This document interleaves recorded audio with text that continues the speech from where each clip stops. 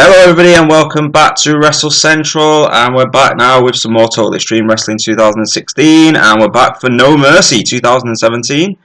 It's being held in front of 25,185 people, and we're going to kick things off with our Cruiserweight Championship match. So in a terrible match, Neville defeated Cedric Alexander in 10 minutes and 39 seconds by pinfall with a red arrow. Neville makes defense number 1 of his WWE Cruiserweight Championship. The match rating pulled in a 44D. We've got some notes here saying that Neville's not suited to his gimmick. Neville had an in-ring performance of 51 and Cedric Alexander had an in-ring performance of 30, and there were no worker improvements. Moving on to a backstage segment, Titus Brand Worldwide are backstage and they see Mark Henry. So they head over to him and Titus O'Neil says, "Look who we have here, the world's strongest man, Mark Henry. Listen up, Mark, I'm expanding the Titus Worldwide and I want you." Henry goes on to say, "I appreciate the offer, Titus, but..." And then O'Neil butts in and he says, "Whoa, wait, before you answer, just hear me out. Give me your answer tomorrow night on Raw." And Henry says, "Okay then, I'll listen to what you have to say." And then the camera cuts and heads back out to ringside. That segment there got a 41D, so we're still not shattering the ratings here with No Mercy. Titus is not suited to his gimmick. Tozawa had major problems due to the language barrier. The angle cooled the crowd down a little. Tozawa looked dreadful in the segment, so we need to try and keep Tozawa out of segments, really. Just try and keep him towards matches, I think. Mark Henry came across well, and the storyline has started for the Titus brand. And as for worker improvements, Titus O'Neil is improving at acting, and Tozawa is developing better performance skills.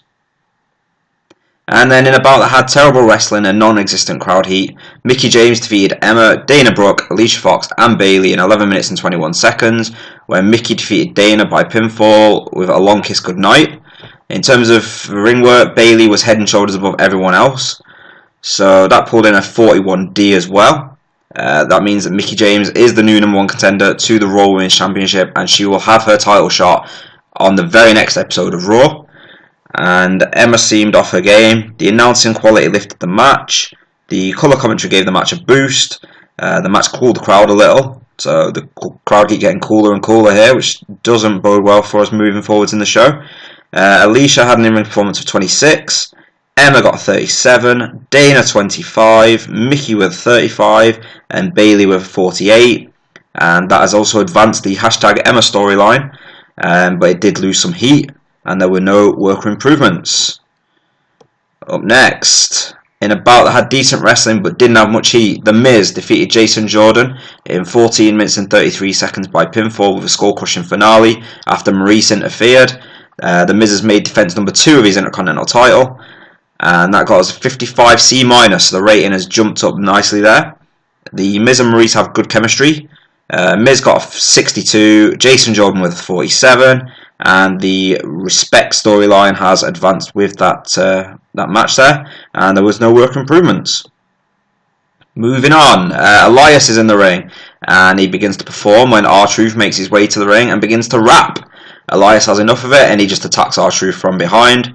The rating there got us a 33E+. The announcing quality lifted the segment, whilst the colour commentary gave the match a boost, and the angle cooled the crowd a little again. And there were no worker improvements. Then in a decent match, Seth Rollins and Dean Ambrose defeated Cesaro and Sheamus in 21 minutes and 2 seconds when Dean Ambrose defeated Cesaro by pinfall with an assisted powerbomb. Ambrose and Rollins make defense number 1 of their Raw Tag Team titles, and that pulled in a 65C, which is our highest rated match so far. Ambrose and Rollins have great chemistry. Cesaro got a 57, Sheamus with a 57, Rollins got a 76, and Ambrose with a 69. And that has advanced the segment between Ambrose and Rollins and the Bar. In terms of worker improvements, Sheamus is improving in performance skills, and Cesaro improved in his technical skills. And then Kurt Angle is shown backstage on his phone talking to someone. He says, "Yeah, tonight has been great so far. We've still got Roman Reigns versus John Cena and the Universal Championship match still to come. Oh, so we'll see you tomorrow night on Raw. That's great, I can't wait." So, who was Kurt Angle talking to? If you think you know, let me know in the comments below. That rating for that segment was a 75B-. Angle improvised well throughout the segment, and there were no worker improvements. And then moving on, in a decent match, Bray Wyatt defeated Finn Bala in 16 minutes and a second by pinfall with a Sister Abigail. And during the match, we also had Sister Abigail distract Finn Bala. So this is where it gets interesting. So the way the match panned out, Bala's about to go for the coup de grace. Looks like he's about to put Finn away. And then out of nowhere, the lights go out. And as they come back on, there's just a mysterious woman standing in the ring. She's got a veil over her face and she's staring at Finn. And whilst Finn's distracted by that, he gets off the top rope, trying to figure out what the hell's going on, and then out of nowhere, Bray just gets back to his feet, hits the Sister Abigail, goes for the pin, 1, 2, 3. So the rating there got a 60C. Bray Wyatt was visibly tiring toward the end. Sister Abigail's debuted her new gimmick. So who is Sister Abigail as well? You know, if you think you know, let me know in the comments. It got an initial rating of above average. Bray Wyatt had an in-ring performance of 60, Finn got 64, and it advanced the storyline but apparently lost some heat. Bray Wyatt is improving in technical skills and flying skills, and Finn Bala is improving in performance skills. And then backstage, The Miz, Maurice, Bo Dallas and Curtis Axel are all shown hanging out and celebrating The Miz's win when Kurt Angle walks over to them. And The Miz starts holding the Intercontinental Championship in his face, and he says, I told you I'll retain the championship, and nobody's taking this away. And Angle goes on to say, you're very confident, Miz. And then The Miz follows up by saying, yes, I am, for 3 reasons. Number 1, I'm never going to lose this championship. Number 2, I'm the most must-see champion in WWE history. And number 3, I beat your son. And Angle goes on to say, we'll see how confident you are tomorrow night on Raw, when you defend that Intercontinental Championship again. And then Angle just walks away and leaves it at that. The rating there was a 47D. The Miz improvised well throughout the segment, should I say. So did Maurice and Bo Dallas. Curtis Axel didn't do too well with that script to follow. Miz's performance was good. Axel's was underwhelming. Kurt Angle looked good. And it advanced the respect storyline again. But again, we lost some heat with that story. And then moving on. In a terrible match, Alexa Bliss defeated Nia Jax and Sasha Banks in 11 minutes and 15 seconds. When Alexa defeated Sasha by pinfall with a Sparkle Splash. Alexa Bliss makes defense number 1 of her WWE Raw Women's title. So that got a 42D. The colour commentary gave the match a boost. The match cooled the crowd a little. Nia got a 40, Alexa with a 36, and Sasha with a 48. And that advanced the Raw Women's Championship storyline. And moving on, we have, in a good match, Brock Lesnar defeated Braun Strowman in 10 minutes and 28 seconds by pinfall with an F5. Lesnar makes defense number 1 of his WWE Universal title, pulling in a 61C rating. Lesnar and Heyman have pretty good chemistry. With nobody in the ring having the skill in psychology to create a proper flow, the match became a disjointed mess. Strowman had an in-ring performance of 57. Lesnar got a 90, so a very strong performance there from Brock.